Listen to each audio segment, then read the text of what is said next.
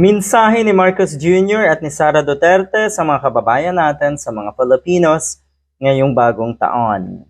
Alright, 2024 na. Yun, malayo pa ang election, ang susunod na election. Pero himayin natin itong mensahe na itong dalawang ito. Unahin natin si Marcos Jr. Ang New Year's resolution ng inyong pamahalaan ay ang puspusang pagsisikap upang magawad ng mahusay at tapat na serbisyo na susi ng pagpaganda ng buhay nating lahat.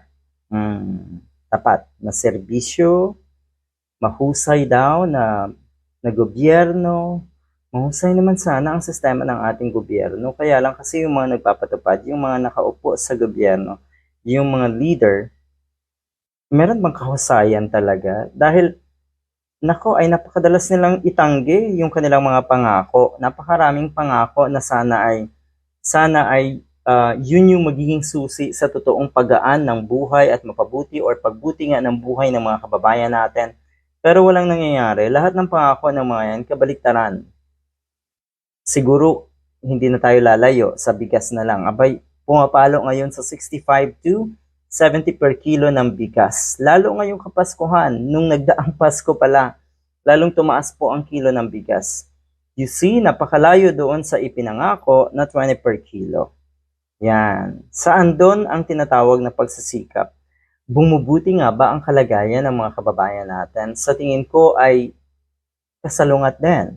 Dahil ang nakikita ng mga nag-iisip ng tama, hindi naman to bagong Pilipinas. Siguro pwedeng sabihin, sige, bagong Pilipinas, pero yun nga, kabaliktaran ng ipinangako na magandang buhay at lalong gumaan ang pamumuhay ng mga kababayan natin. Hindi po, lalong dumarami ang naghihirap at mga dukha. So, walang pagsisikap tayong nakikita sa mga katulad ni Marcos Jr. Ang nakikita natin ay yung pansarili nilang intensyon, pansariling interes, at yung kung paano patuloy na manatili sa power. Yan po ang nakikita nating pinagkakaabalahan ng nasa Malacanang. Good luck.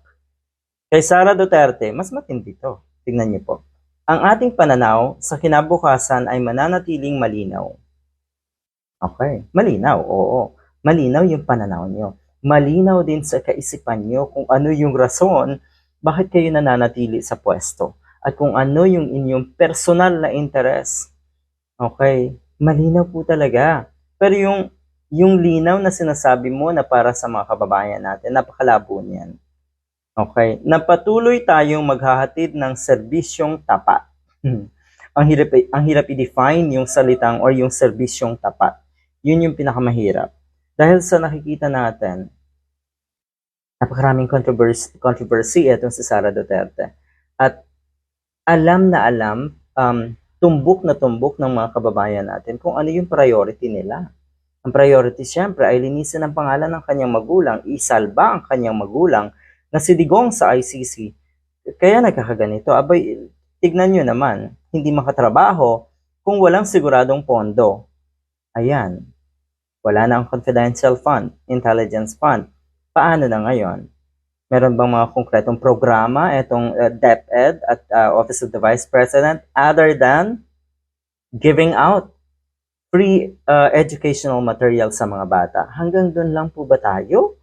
Ay paano po yung kalidad ng edukasyon ng ating mga kabataan? Diyos ko, napakalayo po. Yung paghahatid o yung sinasabi yung paghahatid ng serbisyong tapat, nako, ay ang nangyayari ngayon, kayo po ay or sinasala nyo yung mga kaalyado nyo na tapat sa inyo. Yun yung tinitignan nyo. Sino ba ang tapat sa aming grupo, sa aming mga Duterte? Ganun ang nangyayari. Ibig sabihin, wala sa hinuha nyo na kayo ay nagsiservisyo sa mga kababayan natin ng tapat.